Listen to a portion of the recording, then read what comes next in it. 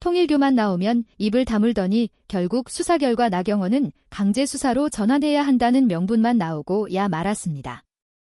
나경원이 그것이 논란의 핵심이라고 생각하지 않는다라고 말하는 순간 사실상 논란의 핵심을 스스로 키운 셈이 됩니다. 정치권 금품 로비 의혹에서 핵심이 돈이냐 아니냐만으로 끝난 적이 있습니까? 돈이 오갔는지, 어떤 통로로 접근했는지, 누가 누구를 소개했고, 어떤 약속이 있었는지, 그 과정에서 특정 사업이나 정책이 어떻게 움직였는지, 결국 영향력이 어디까지 미쳤는지가 한 덩어리로 묶여 수사의 대상이 됩니다. 그러니 천정궁에 갔느냐는 질문은 구경거리 질문이 아니라 접촉의 출발점을 확인하는 질문입니다. 접촉이 있었는지 없었는지가 정리되어 금품 의혹도 로비 의혹도 정치적 책임도 각자 자리에 놓입니다. 더구나 천정궁이라는 공간은 그냥 관광지가 아닙니다. 통일교 본부로 알려져 있고 한학자 총재가 머무르는 곳으로 거론되는 곳입니다. 이곳에 갔는지를 묻는 건 밥 먹었냐 수준의 사생활 계기가 아닙니다. 정치권 유착 의혹이 불거졌을 때 그 유착이 실제로 어떤 자리에서 어떤 방식으로 이루어졌는지를 확인하기 위한 가장 기본적인 질문입니다. 그래서 상식적인 대응은 둘 중 하나로 갈립니다. 간 적이 없으면 간 적 없다라고 자르면 됩니다. 간 적이 있으면 그 경우와 맥락을 말하면 됩니다. 이 두 문장만으로도 논란의 상당 부분은 정리됩니다.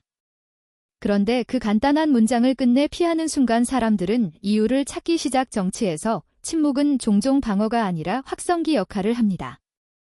나경원은 돈이 핵심이라고 선을 긋습니다. 물론 돈은 중요합니다. 하지만 돈만이 핵심이라고 말하는 건 수사의 범위를 일부러 좁혀달라는 주문처럼 들릴 때가 많습니다. 로비는 돈 봉투만으로 작동하지 않습니다. 자리 자체가 영향력이고 만남 자체가 거래의 시작이 됩니다. 어떤 사람과 어떤 단체가 어떤 관계망으로 접속했는지가 밝혀져야 돈의 흐름도 제대로 읽힙니다. 더구나 경찰의 압수수색을 통해 2019년 국회의원 후원 명단을 확보했다는 보도가 나오고 그 명단이 외교통일위원회와 한일의원연맹 소속 인사들을 중심으로 작성된 정황이 거론되는 상황입니다. 한일 해저터널 사업 같은 특정 수건과 접점이 의심되는 그림까지 나오는데 방문이 핵심이 아니라는 말이 설득력을 얻기 어렵습니다. 핵심을 흐리는 쪽은 늘 핵심이 말합니다. 국민은 그 말을 너무 많이 봐왔습니다. 여기서 더 불편한 건 태도입니다. 나경원은 질문을 피하면서도 동시에 민주당과 조국혁신당을 향해 공격을 퍼붓습니다. 민주당은 본인들 걸린 게 있으니 얘기 못한다는 식의 단정 조국 대표를 민주당 이중대로 몰아붙이는 말 전재수 의원을 물타기로 끌어들이는 표현들이 이어집니다. 그런데 정작 본인의 질문에는 말하지 않겠다는 식으로 문을 닫습니다. 이게 사람들을 더 화나게 합니다. 내가 묻는 건 대답하지 않으면서 남에게 던지는 비난은 확신에 차 있습니다. 이런 방식은 정치적 공방이 아니라 정치의 기본을 무너뜨리는 기술처럼 보이기 쉽습니다. 정동영 통일부 장관의 대응이 대비되는 이유도 거기에 있습니다. 정동영 통일부 장관은 방문 경위를 구체적으로 설명했습니다. 언제 어떤 상황에서 누구와 얼마나 무엇을 이야기했는지를 풀었습니다. 한학자 총재와는 일면식도 없다는 말도 붙였습니다. 디테일이 있다고 해서 무조건 진실이라는 뜻은 아닙니다. 다만 디테일은 책임의 자세를 보여줍니다. 정치인의 말은 결국 기록이 되고 그 기록이 수사와 검증의 재료가 됩니다. 정동영 통일부 장관은 그 재료를 스스로 내놓았습니다. 반면 나경원은 재료를 숨긴 채 돈만 보라라고 말합니다. 그 순간부터 싸움의 구도가 바뀝니다.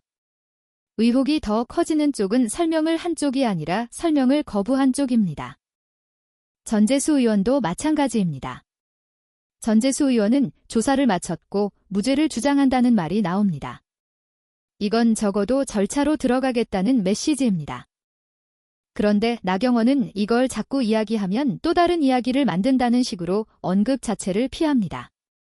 아이러니컬하게도 그 회피가 바로 또 다른 이야기를 만들고 있습니다. 정치권에서 가장 흔한 착각이 있습니다. 말 안 하면 지나간다는 착각입니다. 요즘은 그 반대입니다. 말 안 하면 남이 대신 말합니다.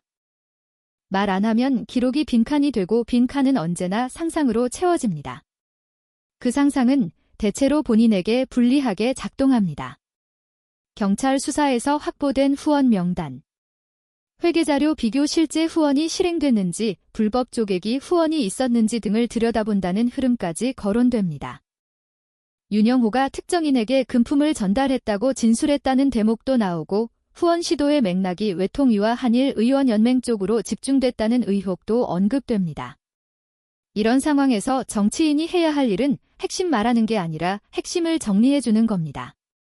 나는 어디에 갔고 누구를 만났고 어떤 제안을 받았고 무엇을 거절했고 무엇을 보고했는지를 말하는 겁니다.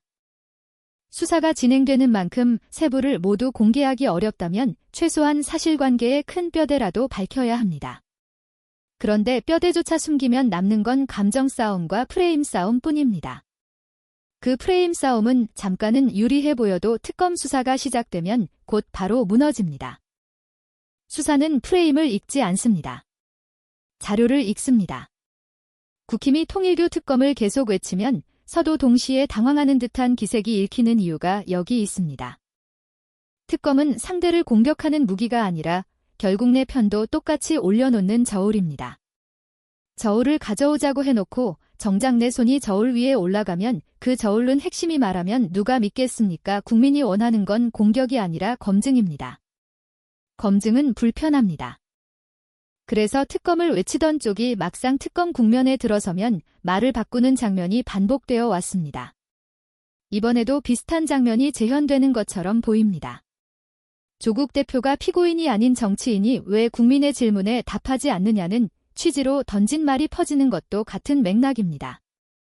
정치인은 법정의 피고인이 아닙니다.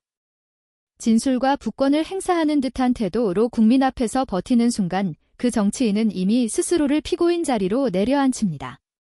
더 나쁜 건 그런 태도를 보이면서도 상대를 향한 비난은 멈추지 않는다는 점입니다. 이런 방식은 윤석열이 보여줬던 책임 회피의 습관과 닮아 보일 수밖에 없습니다.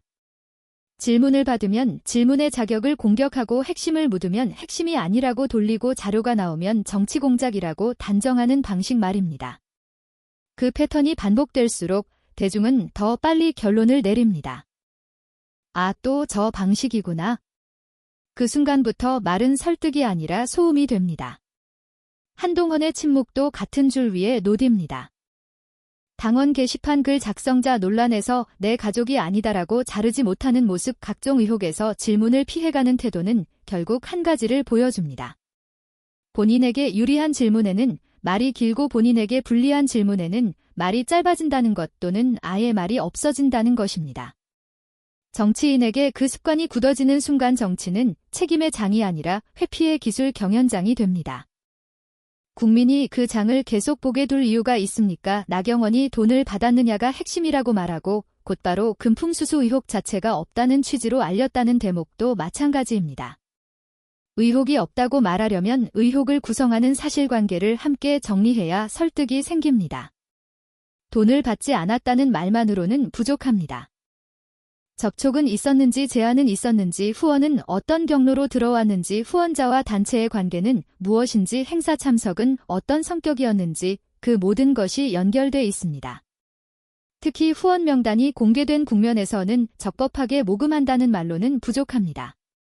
저 사람은 국민을 설득할 의지가 없다는 느낌 또는 설득할 수 없는 사정이 있다는 느낌입니다. 어느 쪽이든 정치인으로서는 치명적입니다. 특검은 결국 출범할 가능성이 큽니다. 그 과정에서 민주당이든 국힘이든 조국혁신당이든 누가 됐든 수사 대상이 될 수 있다는 말도 이미 공개적으로 나왔습니다. 그 국면에서 살아남는 방식은 한 가지입니다. 지금이라도 질문에 답하는 겁니다. 숨기지 않는 겁니다. 말장난을 멈추는 겁니다. 정치인은 검찰 수사를 받기 전에 국민의 검증을 먼저 통과해야 합니다. 국민 앞에서 통과하지 못하면 수사 앞에서도 더 불리해집니다. 영상 마치겠습니다. 여러분의 구독과 좋아요는 영상 제작에 큰 힘이 됩니다. 정치 박사가 여러분과 끝까지 함께 하겠습니다. 감사합니다.